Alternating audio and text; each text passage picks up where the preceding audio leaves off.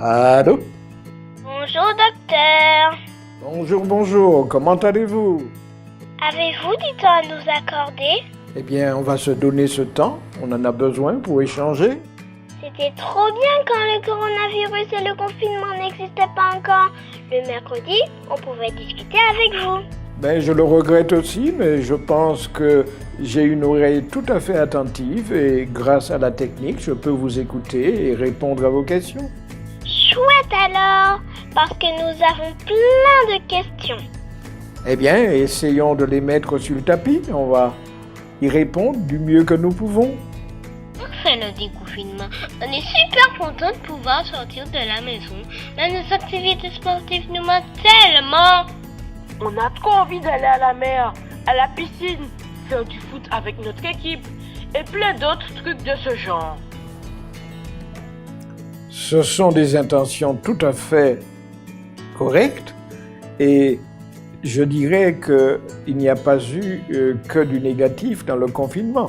Pensez déjà que vous avez au moins appris un nouveau mot, le présentiel, la télécommande, toutes ces choses n'étaient pas habituelles, ça fait partie de notre langage d'aujourd'hui. Mais ça, c'était juste à côté. Pour dire que aller à la mer, à la piscine, faire du foot, tout cela, c'est formidable. Ça maintient un certain élan chez vous, les jeunes, comme chez les adultes.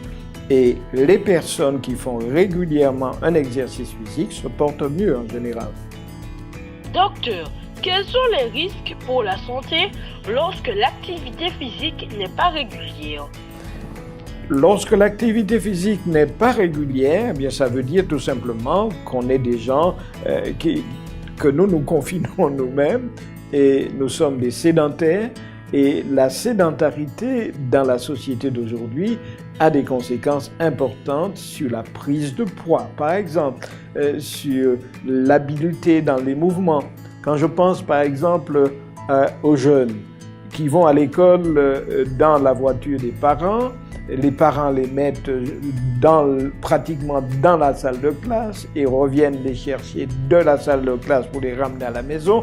Et ces enfants sont assis devant leur télévision ou tout autre engin de ce genre.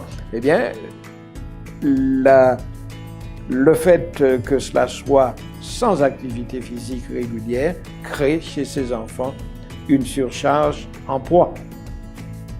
J'avoue que durant le confinement, j'ai lutté contre une fringale minute après minute. C'était dur.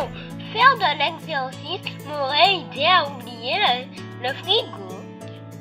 Tu as bien fait de résister, car grignoter sans faire aucune activité physique peut favoriser l'obésité. Je l'ai entendu aux infos. Oui, j'adhère à ces propos que vous venez de formuler.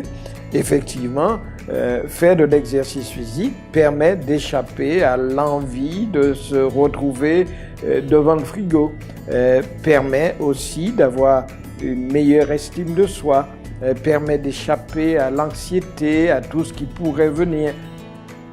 Dans l'ensemble, une activité physique régulière ne peut que faire du bien à tout le système, faire du bien à notre circulation, tout simplement parce que le cœur va être plus fort, faire du bien à notre respiration, c'est aussi un élément que l'on observe.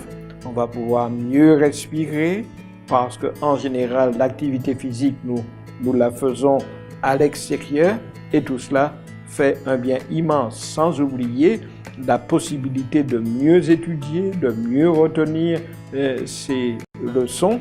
Tout cela a été prouvé et l'activité physique fait du bien tant au cerveau qu'au reste du corps.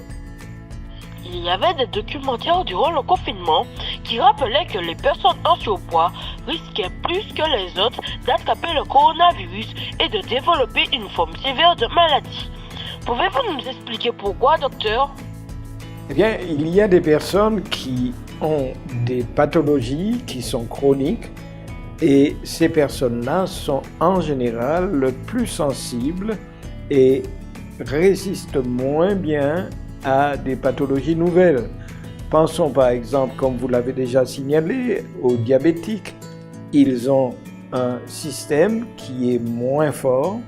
Pensons aux obèses, eux aussi sont dans une situation délicate et lorsque un nouveau problème les attrape, utilisons ce mot, les attrape, tombe sur eux, eh bien ces personnes-là, et alors ce serait plutôt ces gens-là se trouvent bien sûr dans une situation délicate parce que leur système immunitaire est en général moins bien préparé pour supporter une nouvelle maladie.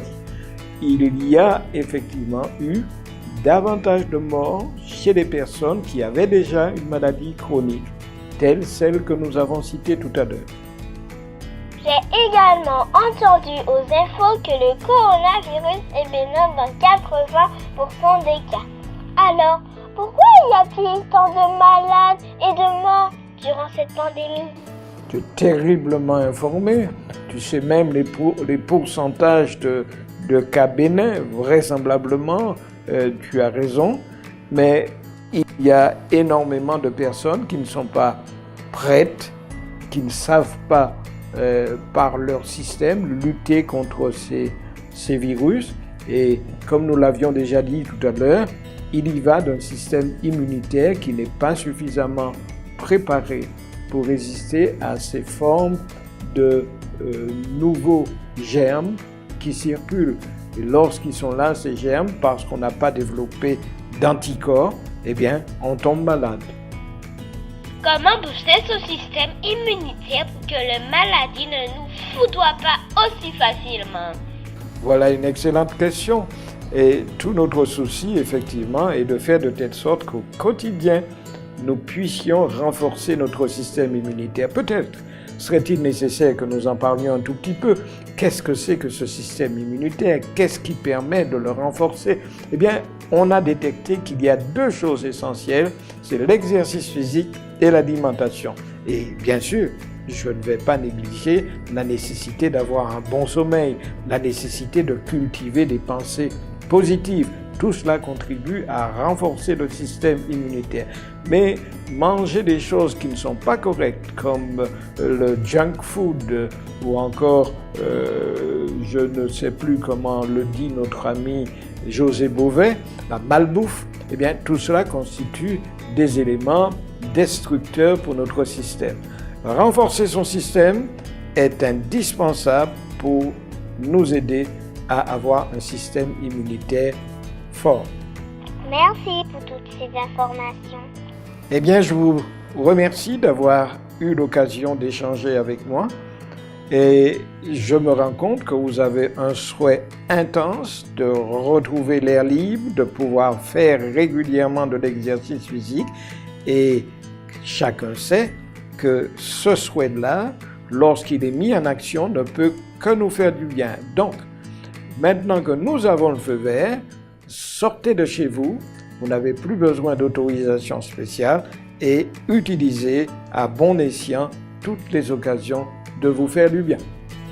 Au revoir, docteur. À bientôt. Au revoir et à bientôt. Bye bye.